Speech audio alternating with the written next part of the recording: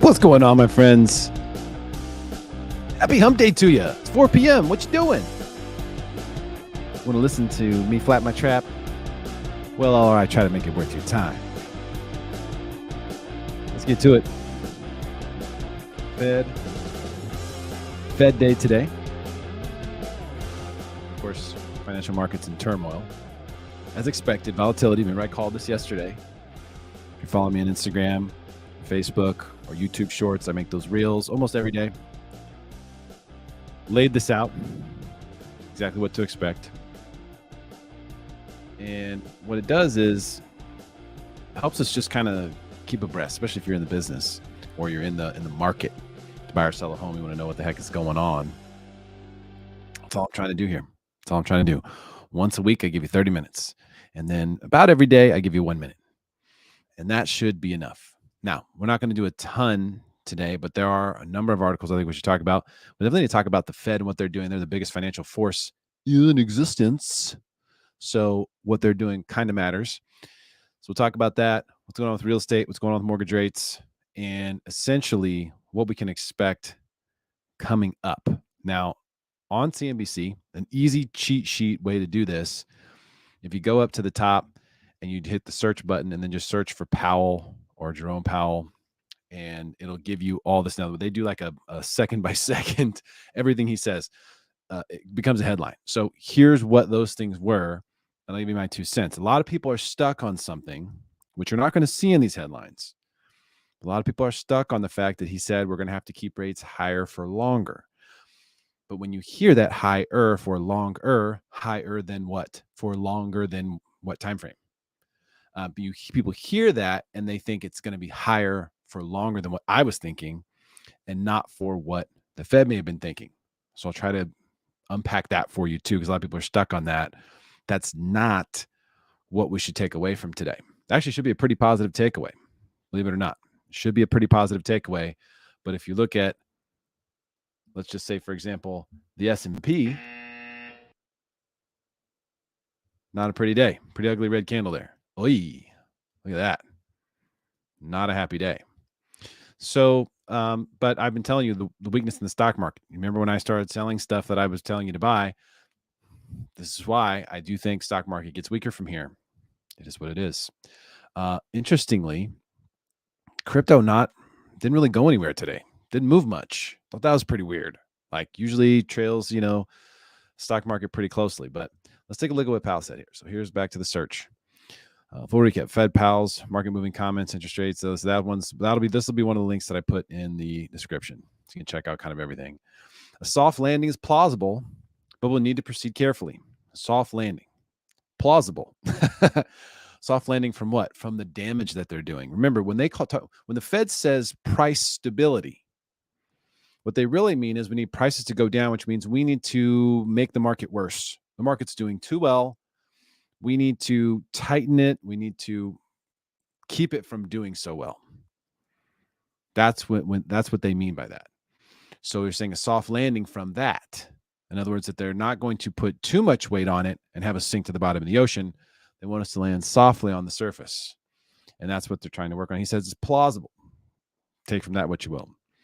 He said, we're seeing inflation coming down. Okay. This is one of the most important pieces of information from the whole thing.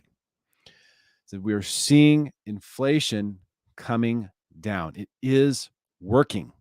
Okay. What we've done is working. I can't tell you how important this is. So huge. Imagine if this were not the case. Imagine if all these hikes, and we're up to 5.25% on the overnight lending rate, federal funds rate, and if he were to say, we're not really seeing anything. We haven't seen movement in inflation yet. Inflation's not coming down. That would be a mega problem. So the fact that he's saying we are seeing it coming down, what they're doing is working, that is a positive sign. The time will come when it's appropriate to cut rates. Hello. Did you hear that? Does that sound check network? So, yes, a time will come. A time will come. See, what they did say here was that one more hike probably this year, and then that should be it. So we're gonna probably do one more quarter point. Important because we finally have light at the end of the tunnel. We finally have some idea of when this is going to be over. We haven't had that. We've just been in a dark tunnel. We have had no light. We finally have light. One more hike. That hike, my guess is that hike will be the bottom in the stock market. So the day of that hike, last hike, will be the V point of when the market will make a bottom, because you know what happens after that. Probably be a pause for some time, and then eventually rates will be cut. So that'll likely be the bottom, and I think we're going to see stocks sell off until then. Just my 2 cents. Time will come. I mean, think about that. Think about how huge that is. What everyone's been saying. Time will come when it's appropriate to cut rates. The neutral rate rising could be why economy looks stronger than expected. Maybe not. Could also be the opposite if you want to get into that kind of chat. Opening remarks. Okay. Rate rising. Okay. And then it just goes and repeats everything. So here's the one. This is the big one. Fed signals it will raise rates one more time this year before it ends hiking campaign. That's what we're looking for. That's what we're looking for multiple reasons. Remember, the Fed rates and mortgage rates are not exactly directly correlated, but the federal funds rate is directly correlated with consumer sentiment, market sentiment. Why? Because if people are hearing Feds are raising rates, Feds are raising rates, Feds are raising rates, that is a negative to them. It will cause some people to get into action. Some people who maybe hey, we were going to wait 6 months, we're going to wait till next year. Hey, maybe we should get in now before rates go up. It creates some urgency early in the process. But when it goes on like it has now for 18 months, eventually it beats people down. People who didn't get in, they're like, we're too late. We missed it. But if you say, hey, they're done raising rates. Oh, great. Maybe we should look at it again. Or, hey, rates might be coming down. That's when we'll jump in. It starts to get people's eyes open a little bit, changes the sentiment, which right now is that rates are going relentlessly higher to infinity, and none of you will ever be able to buy a house ever again. You know, that is what some people have taken on themselves. It's so heavy. Ends high campaign. One more time. One more quarter point, I think is what we're looking at. And that will probably be when this sell-off in stocks has had enough. You see, we now have 2 lower highs. So here was the highest high, right into that resistance zone. We called out ahead of time. Got bounced off the support twice, actually. Boing, boing. And then lower high, found support again. Lower high, lower low. So we're channeling lower. Probably going to break this. Might even break this entire channel in this sell-off. I'm not optimistic about stocks at the moment. Mortgage bonds. Originally, the day opened up, we were moving. We were in green territory. We're actually okay. We're in decent shape here. Rejected off the 25 EMA. We've lost it again. I warned about this when we were ping-ponging here. We've seen this before, right? The same thing happened again. Sold off. Lost 36 basis points. We lost another 0.1% today. Thankfully, I locked a couple loans yesterday. Thankfully. Doesn't mean rates got terrible. Let me pull up rates, actually. I made those for you here. Here's my current rates today. So VA, FHA, conforming balance. These are like the minimum down payment, good credit. So it could be a little bit higher. It could be like 6.625, with maybe a high balance or a lower credit score. Assuming you're above 640, though. If you go below 640, then those rates go up. Conventional, 7 1/8. Not bad. That's been a lot worse. High balance conventional, 7.875. Those have been in the 8s. So it's not bad. And we have high balance conventional arms now, 6.75% on those. And that arm is fixed for 5 years. So especially on high balance conventional, there's a lot of people. In fact, one of the new escrows we have is a high balance conventional loan. She was quoted 8.375 with like 30,000 in costs. I was like, Are you kidding me? Someone quoted this. Honestly, if I had that, if that's what I had to quote someone, I would just be like, look, you need to go, you need to talk to somebody else. I just don't have the right loan for you. And if this is as good as it gets for you out there, you shouldn't do anything. So there's some really ugly high balance quotes out there. So if you have a buyer client, if you're a realtor, for example, and you have a buyer who's getting a high balance conventional loan, and they're like, what is this rate? Or my rate's crazy, or the payment I got quoted was too high. Double check with me on that. Jumbo fixed 7.25, jumbo arms 6.8. So the arms and the high balance and the high balance conventional and the arm and the jumbos, those are kind of where to go now. And we're finally in that situation. It's been a long time since the arms were really viable, and now they are. They're starting to be much better than the fixed. They were higher than the fixed for a long time, or the same as the fixed. That doesn't make any sense. So regular conforming balance conventional loans in the low sevens, but you can actually do better than that with the arms and the high balance and the jumbo. So pretty cool. And of course, VA and FHA for fixed rates that always rule the roost, usually 0.5% lower than conventional, and that's no different. So I did this after FOMC. So I want to try to get this as accurate as possible, so we know where rates are right now, what the heck is going on, and sort of what to expect moving forward. So if we know that, hey, there's this hiking campaign has an end to it, there's light at the end of this tunnel, and what did he say?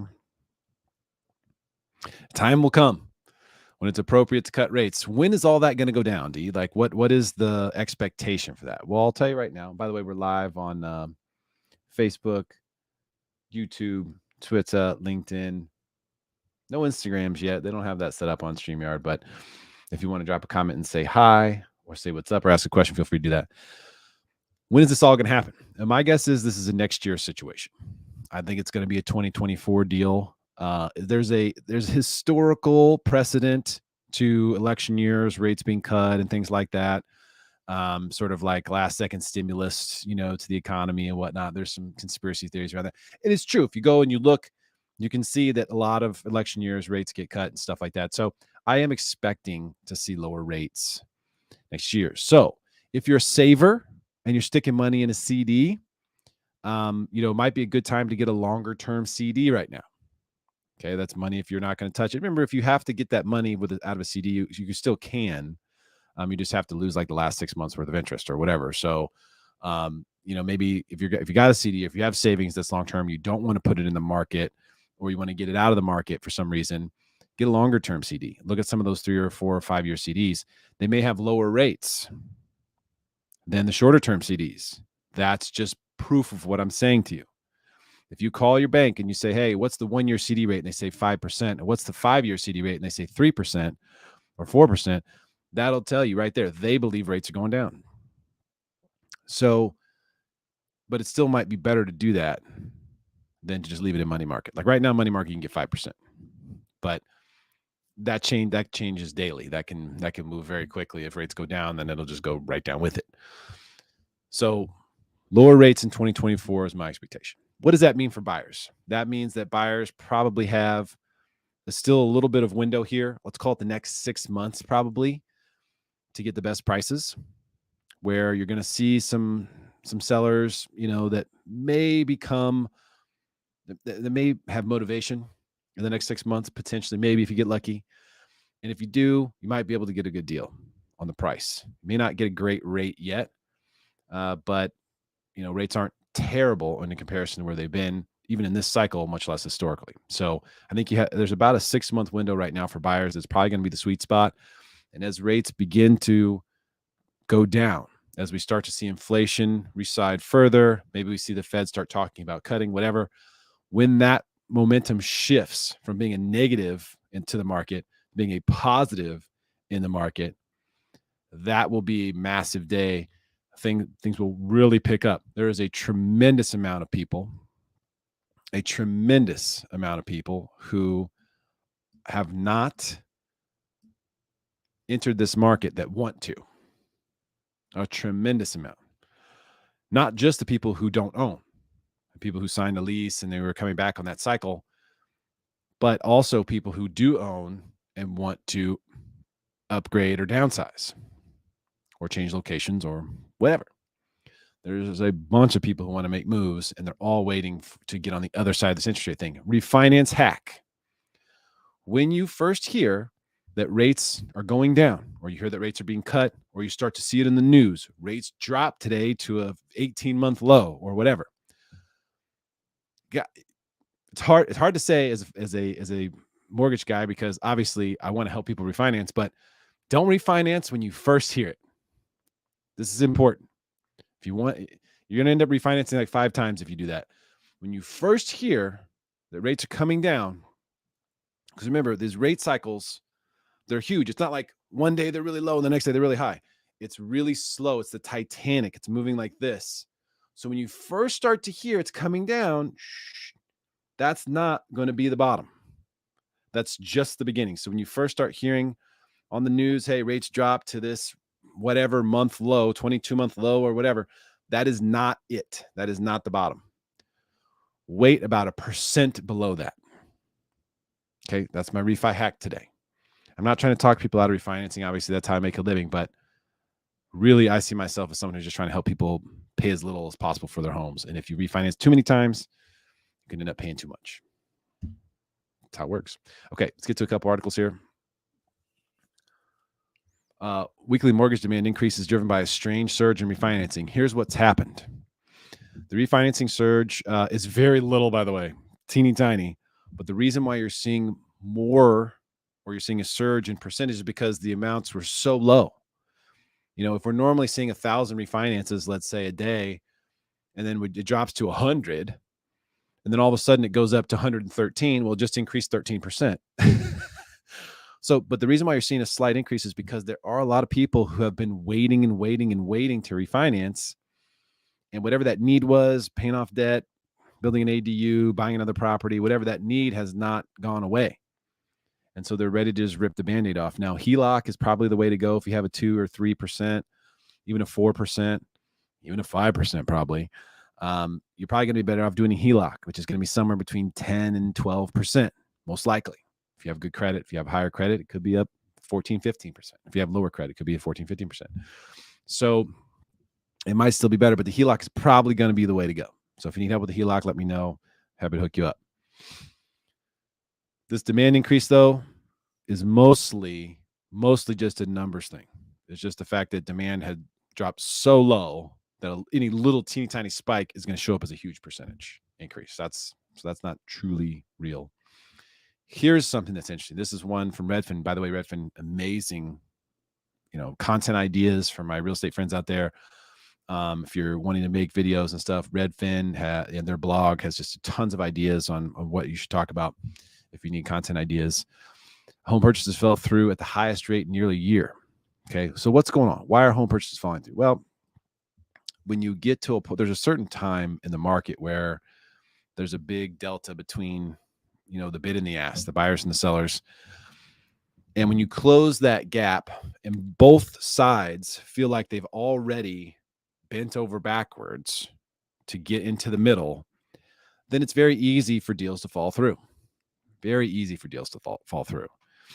And I think that's the reason behind this. Now, they did mention on here, some home buyers got cold feet as mortgage rates hit the highest level in over 2 decades and prices continued to rise, but buyer demand and new listings have stabilized. So very true. There are amazingly, it boggles my mind, but a lot of loan professionals, unlike myself, will not give people quotes on homes before they look at them or before they write an offer, which is bananas. Before you write an offer, 100% need to know the payment at that price with that tax rate, all the things considered, rates as of that day. A lot of people don't provide that. They just say, hey, your pre-approved for $800,000. People go out and say, oh, this one's $720. We can get it. Write the offer. They don't find out what the payment is until they get their disclosures. That's crazy. But it happens all the time. All the time. So it is. It's frustrating for buyers. Rates going up. Prices won't come down. I told you that wouldn't be enough. I told you. It's just not enough. Go back and look at when rates went up in the past. Rates went up to 17, 18%, in the late 70s, early 80s. Home prices went up 6% during that time frame. It just doesn't cause home prices to go down. Homes, real estate is essential. It's essential. It is not something, it is not a stock. It's not a fad. It's not tickle me elmos. It's not tulips. Blows me away when people compare the real estate market to the tulip market, the tulip crash. Blows me away. It is essential. You don't get that with any other market. This is one that I wanted to check out. I think you might be interested in if you have followed our conversation around this. The entire concept about working from home and the remote work world since COVID has been very good for the real estate market, really everywhere, because people have been able who work in areas where there are higher incomes are able to move to places that have lower cost of living. And believe it or not, San Diego is one of those places in comparison to a lot of the higher income locations like San Francisco and New York and Los Angeles. And I've been telling you this is going to be a really good thing for San Diego. It has been. And there's a lot of return to office mandates going on. And it's causing difficult housing choices for people. Try to figure out, well, what are we going to do here now if we have to do it this way? As long as the job market stays strong, though, that's one thing that I think a lot of employers will allow productive individuals to do because it allows them to pay them less. It's like if I'm forcing you to come to the office, you don't want to, you're going to require a higher salary in order to go through with that, right? If the job market's strong. Or you'll take the lower salary, work from home. I had an employee offer this to me one time. He said, hey, I'll take this huge pay cut if you let me work from home and work on my own time. And at the time, I just didn't believe in that at all. And so I said no. But thinking back on it, it would have been absolutely genius for me to do that. He was going to take like a 50% pay cut willingly and said he would still do all the same work. What the hell was I thinking? Jada, I apologize. I was wrong. You were right. This is just an interesting read on just some of the disastrous strategies and calls from 2023 from Wall Street. You know, those crazy people we give all of our money to and hope they keep it safe. U.S. housing market headed for largest sales slowdown since 2011. This one is really big. So for this data point, what's really important to pay attention to, sales slowdown in 2011. What was going on in 2011? Well, that was where the bottom was being put in the market. Okay. The absolute bottom was in 2011, although you still had very good times in 2010 and 2012. There wasn't a lot of movement. It was kind of flat, but the absolute bottom was in 2011. That was when the least amount of transactions were taking place, meaning we had the least amount of buyers involved at that price point. Why is this important today? Because that marked what? What did that mark? A bottom. So, I know why this is not very loud. Here we go.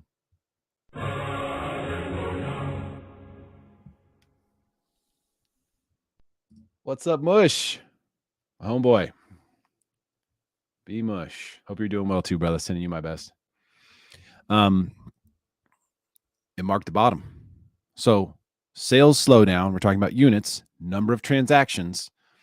We're seeing one of the largest we've seen since the bottom in 2011. What does that make you think this feels like? Slowdown in transactions, slowdown in volume. That's the bottom. So I've been telling you for a little while, I believe the bottom is in real estate. In San Diego, I want to say that specifically. There are some areas, second home areas, Airbnb areas. You know, people in San Diego know the Big Bear market is kind of like that. You know, that could be different. Some of these places that have run up like crazy, like Boise, Idaho, or Las Vegas, could be different. Could be different. May not necessarily be a true bottom there yet. May take a little bit longer to get to that bottom in some of those areas. And the question you have to ask yourself about the San Diego real estate market when you're looking to invest in is this: is demand changing? Is there something that's going to cause demand to change? Probably not. The demand for people to want to live and live long-term in San Diego, that's pretty darn steady. So the only thing we have to do, the only thing we have to pay attention to then, if we know demand is there, is supply. What's happening with supply? Do we have too little supply? Do we have too much supply? That'll tell you what's happening with the market. If demand stays pretty steady, which it does here, then what's happening with supply? So when someone tells you that they don't want to be in the market, or they think the market's going to go lower, the question to ask them is, where do you think the supply will come from? If you think the market's going to go down, then you must have an idea or some theory about a lot of supply of homes that are going to come from somewhere. Where is it going to come from? And I've asked people this question, and they've said, well, people are going to be forced to sell their homes because they're going to lose their jobs. I say, oh, have you heard about this thing called forbearance? Forbearance is what happens now. People don't foreclose. They don't have to sell. They can just stay in their homes. And by the way, the share or the number of mortgage loans in forbearance decreases to one of the lowest levels since they started doing it. So people in forbearance, almost no one's in forbearance. Here you go. Look at this. Number of people in forbearance. Minuscule. So it ain't coming from there. Home builders moving to multifamily. We talked about that in the last stream last week. Home builders not that interested in building single-family residences for sale, and I understand. I really do. It's not a good business, not a great business. It's a good business, not a great business. So many limitations, so many regulations. You're years and millions into it before you receive a single dollar, before you sell one of these things on every project. It's a lot of risk. Market can change. Legal stuff can change. Red tape can change. It's a moving target. You're building apartments, same risk, except you know the demand for renters is going to be there. People don't have to fall in love with the rental, right? So we went through that last week. So anyway, long story short, it's not going to be builders. It's not going to be people foreclosing. There's not even people in forbearance, hardly at all. So where's that supply going to come from? Tell me, educate me, explain to me. Explain to me where it's going to come from. You're very welcome, my friend. Michael, we live, baby. What are you doing, man? So tell me where the supply is going to come from for the bears out there. Explain that to me. I need to know. I want you to educate me. Explain to me where that's going to happen. Because if we don't have supply, or we don't have an abundance of supply, which we have a very, very small supply right now and have for years, if we don't have more coming somehow, then prices just aren't going to go down. It doesn't matter about rates. That's the crazy thing, huh? Doesn't really matter. And when rates do go down, then you're going to really see prices take off. See prices really take off. And it'll feed itself. That's the thing we noticed in COVID, right? When rates dropped, what happened? Prices went up. And then what did that mean? Everyone who was a sell buyer, those are the people we're missing from this market. They're hardly there at all. They're selling a home and buying a home at the same time. Everyone who was a sell buyer at that time, every month it took them to, more that it took them to find the next house, their home went up in value.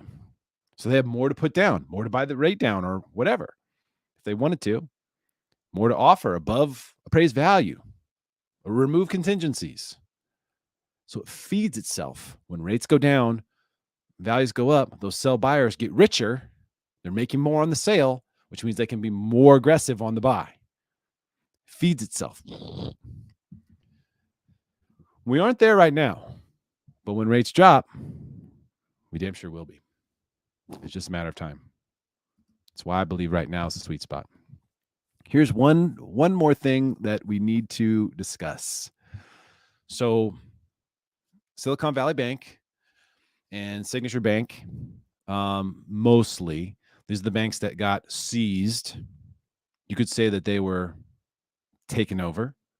You could say that they were stolen, if you wanted to use such language. But long story short, they own mortgage-backed securities, okay? And there's $13 billion of it. Now, the United States government is in control of this, and they need to quote unquote offload it. That means they need to sell it, liquidate it. That's not good. Okay. Hopefully they've already done it. And that's why we're seeing this terrible price action in mortgage-backed securities, where we cannot get through the 50-day moving average. We haven't touched the 100-day in how long has it been? You have to go back to May 12th was the last time we touched the 100-day moving average. That's crazy. So, it's been a rough road. It's been a rough road. And I hope that they've unleashed some of this already. But if they haven't, in case they have not, we could see in the short term, we could actually see rates go up. It's possible. Now, if they had any sense, which they don't, but if they did, they wouldn't sell these right now. This isn't a good time to sell bonds. Guys, this is not a good time to sell bonds. This is a good time to buy bonds. It's a great time to be a bond buyer. You want to buy low, right? The nice thing about bonds is that yield is directly correlated to the price you get in it. So if you buy one of these bonds, what's the price? What was the closing price today? 97.56. It's close to 97.56. So we're below 100. Now, when this bond matures, they pay you back 100. So, if you, that's tough math, but let's say it's 2.5%. So if you put, 100,000 into this, you're going to get 2.5% back just on principal if you hold it to maturity, no matter what. Plus, you're going to make, 5, 6%. This is what, 5.5% bond, but you're getting at 97. So the yield on that is going to be even better. So you're going to get over 6% per year. Plus, you're going to make 2.5% on your principal. This is why I don't understand the bear market in bonds. I really don't. Like, that's incredibly attractive. Now, that said, you can also, at the moment, you can stick your money in a money market account at Fidelity or wherever and make 5% and not have to own anything. Just have your cash in there and they're writing you a check every month. So that's the reason. That's the reason why. But from a corporate standpoint, from a institutional standpoint, I still don't see why there isn't a big scoop on these bonds. It's really remarkable to me because from a corporate standpoint, that's really, really terrific. But what happens is, and the reason why we have this issue going on, because when you put your money in the bank, you're actually a liability to the bank. Did you know that? You're a bill for the bank. You go and you take 100,000, you put it in a bank today, and they say we're going to pay you 5%. They just borrowed 100 grand from you for 5%. And they weren't asking for it necessarily, right? They weren't like, hey, can we borrow 100 grand? You just walked in and they have to take your money because that's what they do. So people can come in and create liability. So when they do that, what happens? The banks usually are the ones who buy these bonds. Because you come in, they say, okay, hey, we're going to give you 5% of your savings account. We're going to go ahead and buy this bond, which is paying us 6%. We're making money, right? That's it. Simple as that. But if you bought bonds at the top, like way back here, remember this? Look at these crazy candles. Oh my gosh, it's insane. That was when the Fed started doing their thing. Idiots. If you bought way up here, if you were a bank and you were buying up here at the top, and then all of a sudden people start pulling money out, you have to liquidate this stuff. And look at this. You can lose money on those bonds. You can lose money if you can't hold them to maturity, if you have to sell them off. Or if you get to a point where on paper, they just don't, it doesn't add up and all of a sudden you're upside down on paper, then you can get to a point where you have to liquidate as well. So that's what's going on with those banks. And that's what's happening in a lot of bank situations. But right now, there isn't that kind of risk. When I was showing you here, let's go back to that. Prices up here were 112, 111. It's 97 today. Now's the time to get in, guys. Do I have any bankers listening to this? What are you guys doing? Buy these stinking bonds. Well, we already have enough bond. Buy more. Cost average. Come on. You got to be smarter than this. Got to be smarter than this. All right. I got to shoot it straight real low. Got to shoot it straight. So long and short of it, Here's the important thing. Fed says one more time, one more hike, right? And then we're good. We're done. That should be the end of the hiking campaign. That is huge, huge, huge, huge. Also, oh man, here we go.